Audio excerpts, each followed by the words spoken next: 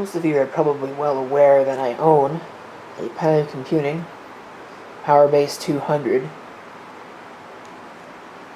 This is a legal clone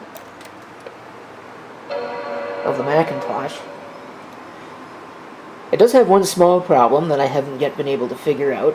When you first turn it on, you don't get any activity out of it, other than the boot chime. If you hit reset, it works just fine. Like I said, I've never really been able to figure out why. Other than that, it works. You're also well aware that I own Apple's response to the Macintosh clone, the Power Macintosh 4400.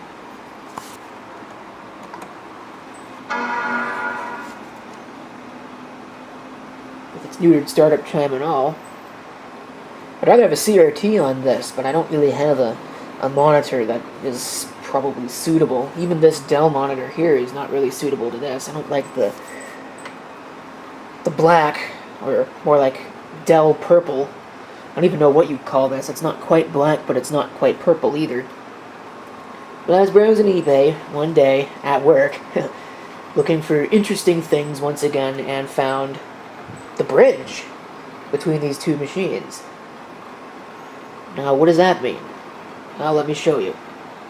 Before I do that, just for completeness sake, you can see there 7.6.1 on this Power Macintosh, which is effectively really what it is. It's a 603E based system, based on what I believe is the Tsunami architecture. I don't remember. This mouse is awful. I hate it. I need to replace it. This is a crappy mouse that I got with an LC that got damaged in shipping, but it's about as yellowed as the machine is, and you can see there's cigarette burn on it. Here you can see macOS 8.1. It's actually the British version, but it's what I had on hand. Well, here it is. The bridge between the machines. Now you might be left scratching your head wondering, well, how is this a bridge between the two machines? It's just a Motorola StarMax 3200 that says Power PC on the front of it. Well, it is a Macintosh clone. There's no point in waffling about that, because when most people think of Macintosh clones, they think of these Motorola StarMax machines. I actually used to have an identical system back in the early 2000s when they were completely worthless. It never worked right, and I never really ever did anything with it. Of course, this was pre-YouTube. But you can see it's got the pretty typical clone arrangement. Optical drive, nothing special there. Floppy drive, which normally this would just look like a standard PC floppy drive if it weren't for the fact that it didn't have an eject hole.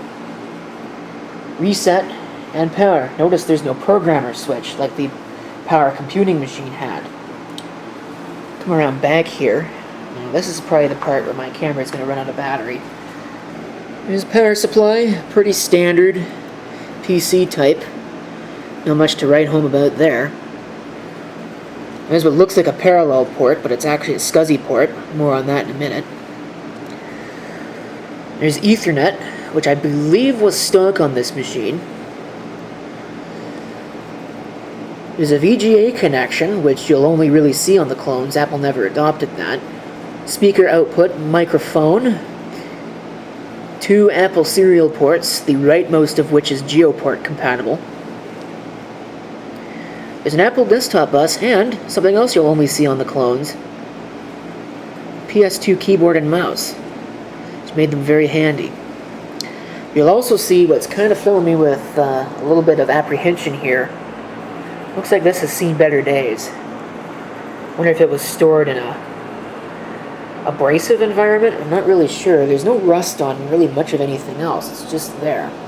In fact, that's not even really rust. I don't know how to describe that. It looked worse in the eBay listing photos. In fact, I'll be honest, I thought this thing was going to be so yellow that it was orange based on the listing photos, but no, it actually looks pretty good.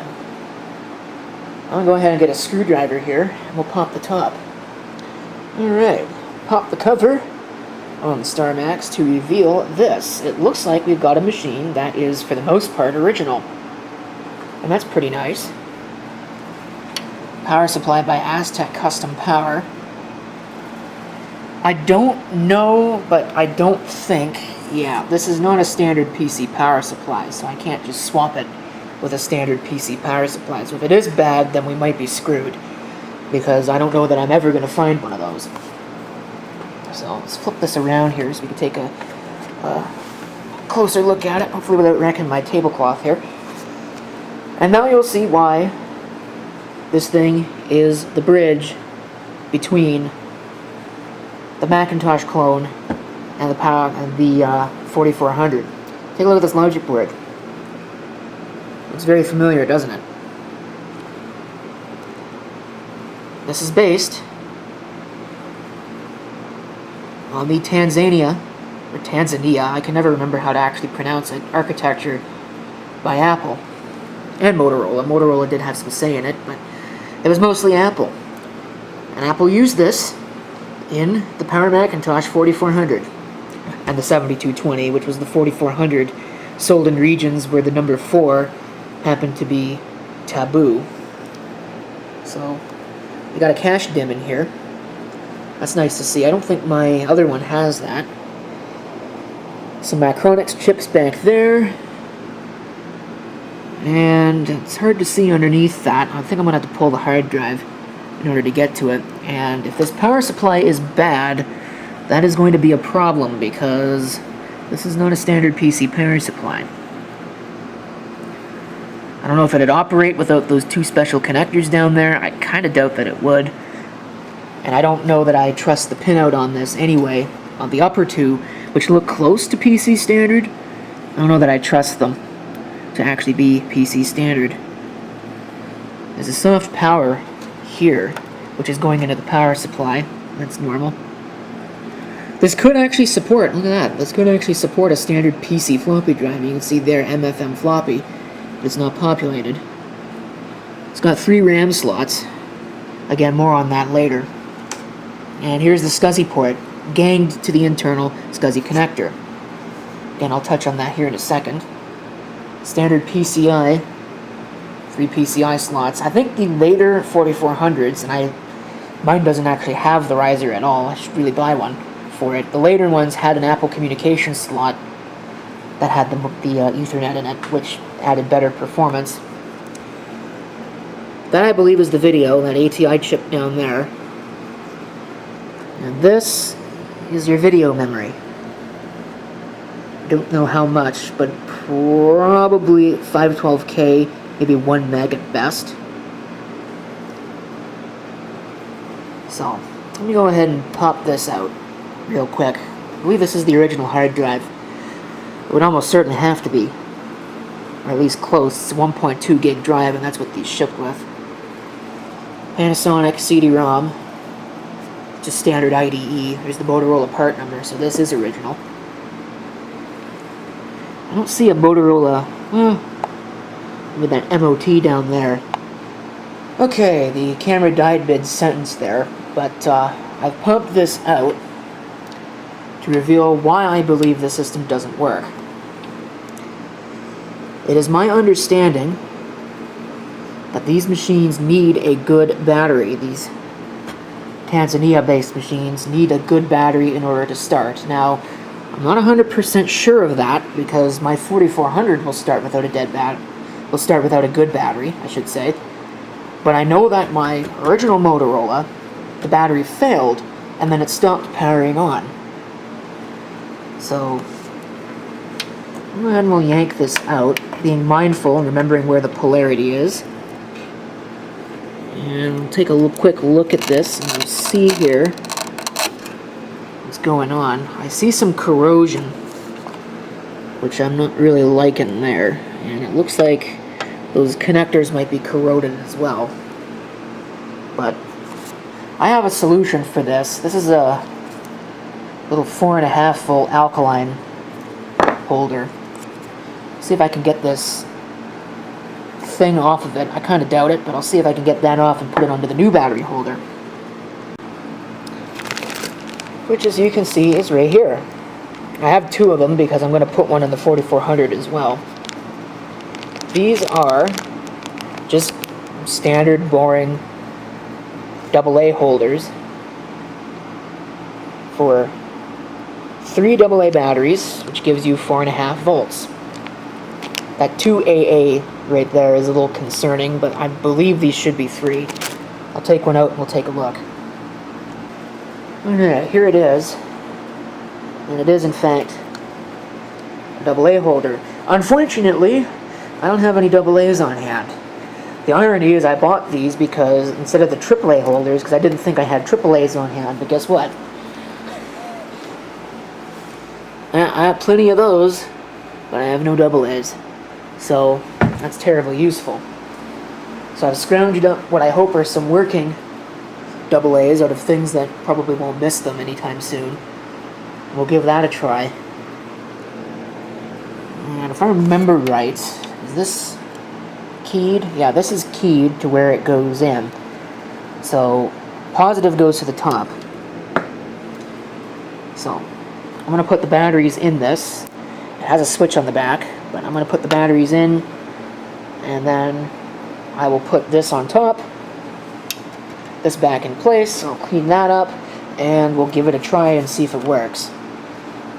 I'm not terrifically optimistic, but you know, you only live once, and if you don't try, well, you're going to miss.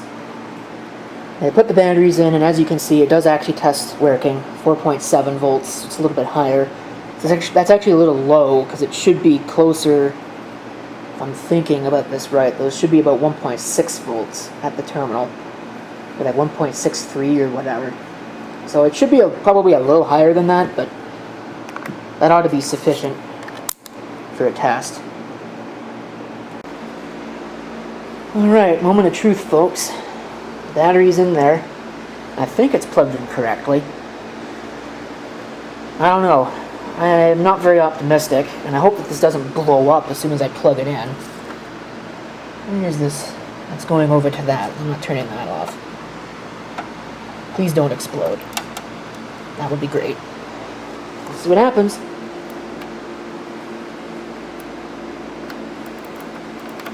Nothing. Okay. So this is probably going to be quite the rabbit hole. I don't know if you heard that right there, but it is showing signs of life, this power supply, but it's not actually working, and I'm not sure if it's the logic board's fault or the power supply's fault. Of course, I can't really determine that because I don't have a spare of either of these. Well, I do. I have the 4400 over there, but I don't feel like cannibalizing that 4400 in the name of trying to figure out whether or not this works. I might just do it anyway. Really, most of my desire not to pull that 4400 off of there is because of the big CRT monitor that it's got on it, but maybe I'll suck it up, I don't know. But I tried unplugging things just in case something was shorting. I've seen that before on PCs. It didn't seem to make a difference. So I am going down quite the rabbit hole with this. I also don't really want to take the power supply out of that 4400, but I got to take it apart anyway. Thinking about it, I do have to take it apart because I want to install this. But I don't have any AA batteries. Looking online, because this uses the same logic board as the 4400, I might actually be in luck here. Because the 4400 power supply should then therefore be the same. This isn't ATX and it's not Baby AT. My research suggests that this is a standard called LPX, which came in between ATX and AT. That's got, I don't think they all have these extra connectors, but this does have 3.3 volt output, as you can see there, which is not something that Baby AT had. But it's also got the, I can never get this right, it's got the -5 volts. Actually, no, I think it's the -12 that ATX doesn't have. One of those two negative voltages is something that ATX doesn't have. At least, not the standard. The early power supplies that were roughly converted Baby AT power supplies did. And ISA needed it. Or at least some ISA needed it. But this obviously doesn't have ISA in it, so I don't really care about that. So I guess I'm going to have to pause on a lot of this because I'm going to need to do something about this power supply.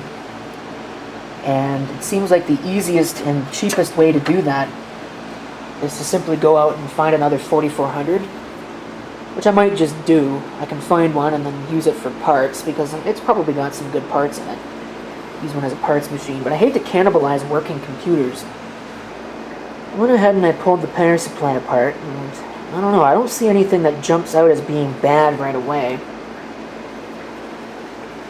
You know, all the components look alright. I don't see any leaking capacitors or anything obvious. There's some glue on this board, and it looks like some of that might have turned a little bit brown, but there's no hot spots. And it looks like this is probably the power on circuit right here. And I don't see anything there that gives away an appearance of being broken. I'm not sure why there's glue on the side of this. It seems kind of odd. I may pull that off, but I don't know that it's going to make any difference. That is not a reefa cap, so that's good. This obviously is far too new for that. But yeah, I don't see anything obvious. There's no split caps or anything like that. I do see something that's kind of odd though. I wonder if somebody's been in here, because I don't think this was like this from the factory. And also having a look in there at some of those solder joints, some of them don't look all that good. So I'm kind of questioning, like particularly that one right there that the camera probably won't focus on, is the one that comes apart most readily, and the one that comes to view most readily. But this glue, I don't think it should be orange in color. I'm not sure if that's pulling it down. So maybe we'll try removing some of that glue, and we'll see if the power supply powers up then, but I kind of doubt it. Okay, let's come back to this Motorola StarMax here. You can see I've pulled the power supply out, and it was sitting around here somewhere. Oh, there it is. Power supply is here. Now, this is not a standard power supply, I think, as I've mentioned before. I mean, it is, but it's not. It's one of these Aztec custom power supplies. You can see here that it has a positive 3.3 volt, which the AT standard didn't have. And it's also got the negative 5 volts that the ATX standard didn't have. Maybe it's the minus 12. I can never get it right which one is which. It's also got some extra wiring. This little thing here for soft power. Fortunately, I don't have to find a whole new system for that, and I was prepared to do that. But as it turns out, even the Apple version of this machine, the PowerMac 4400, is quite difficult to find. But I don't have to do that, because I actually found somebody on eBay that was selling the power supplies for a really reasonable price. It's so reasonable, in fact, that I ended up buying 2 of them.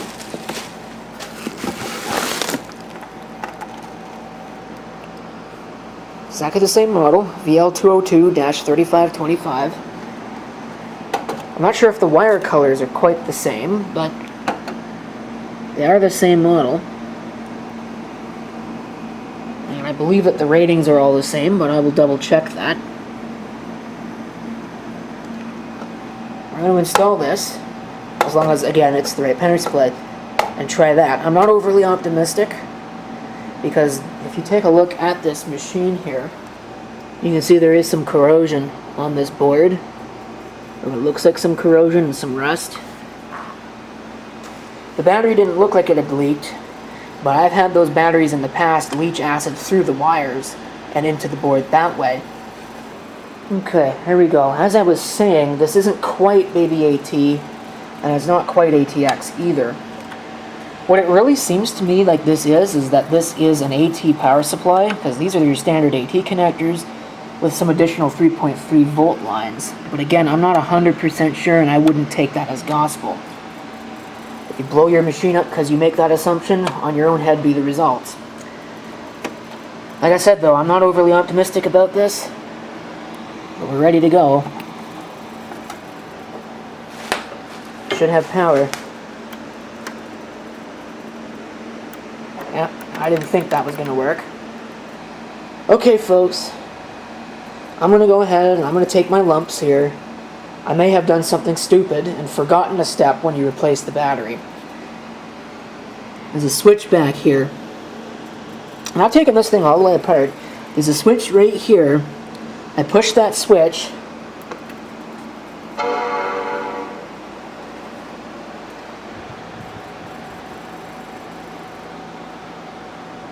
And it looked like, or at least for a second there, it looked like we were getting somewhere. Now, we're not necessarily out of the woods yet, because it looks like we're not getting any video out of it.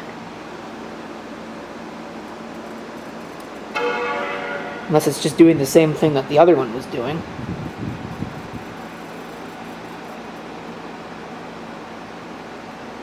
Yeah, it looks like we might still have a problem. But, well, it's a little better. So I'll check this RAM next. And we'll see where we go from there. But yeah, it's the simplest things that bring a complex machine to its knees. And in a word, oops. Okay, I think I might have found the actual problem. I still feel pretty stupid because I bought a replacement power supply when I really probably didn't need to actually do that.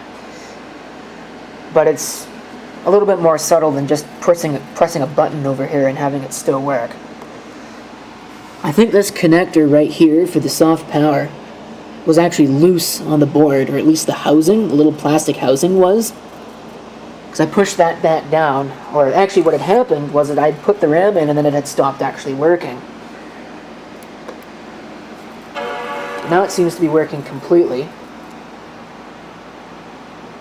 without any issues. I'll have to put that other memory module back wherever the heck it went. It's right there. And see if that works. See if it works with that. But yeah, it's the simplest problems. It still stands. It's a pretty simple and stupid problem that I should have figured out just by looking at it, that there was probably something wrong, but I certainly didn't. Well, at least I got some spare power supplies for when this one blows up, or the other one, the 4400, because they do use the same power supply, because they use the same logic board. Alright, we are working with all the RAM. Mouse is moving. Nothing from the keyboard, but I imagine that that's probably working just fine. So let's start putting all the drives and things back. Okay, we are as found now.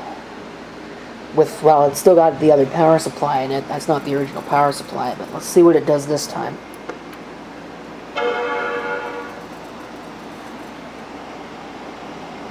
Oh. Hold on a minute. Forgot something vital.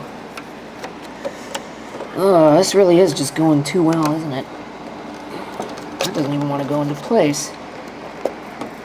Here we go. Hopefully it'll come out of there if I need to get it out of there.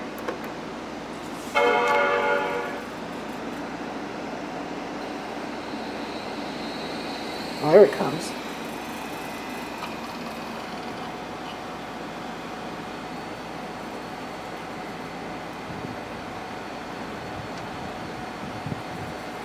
See if it's got anything on the disk. Yep. Welcome to the Mac OS.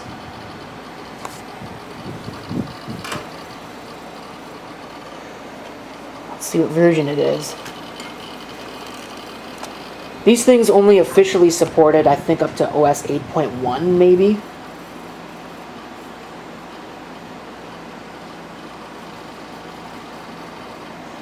I don't even know if it got up that high. Well, this is definitely a later version.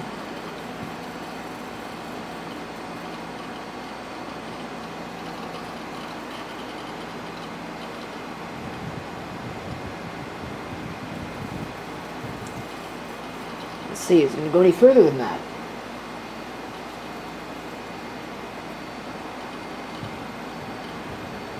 Still hear the hard drive grinding over there. Here it comes. I think this is a later version. Like 8.5, maybe 8.6. It could be OS 9.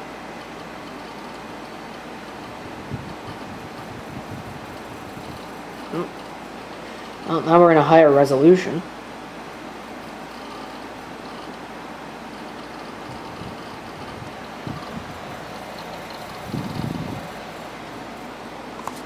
Let's see. 8.5. 32 megs of RAM. Wow. Not sure if that can be updated. Let's go to monitors here. See if we're running at the highest resolution. We're not, but it doesn't go that much higher.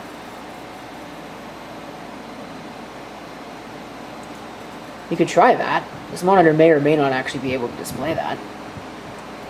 Well, it can, but it actually looked better at 1024 by 768.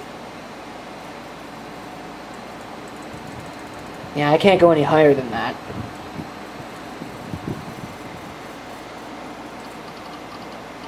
The good news is this thing should have a battery, so it should actually work. That's loud. Ooh, there's some other stuff in here that isn't normally in here.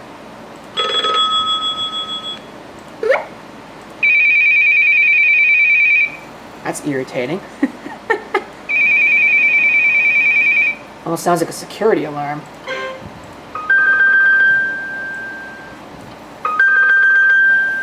The speaker is right there. See it nestled in there.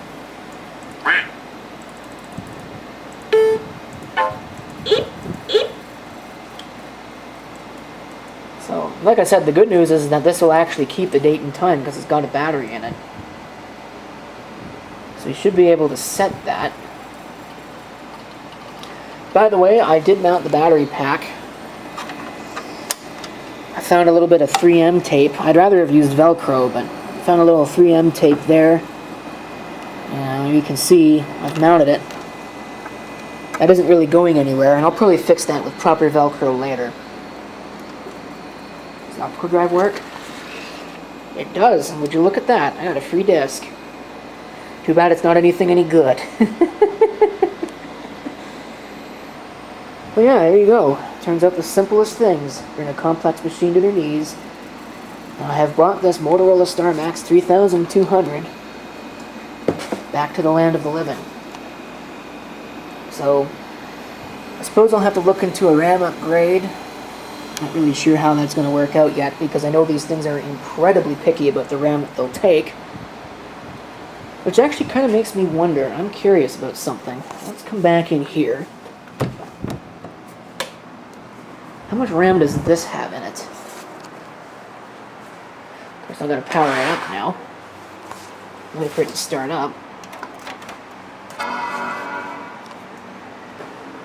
80 megabytes. So, would that be 64 plus 16? So probably a 16 and a pair of 32s would be in this one.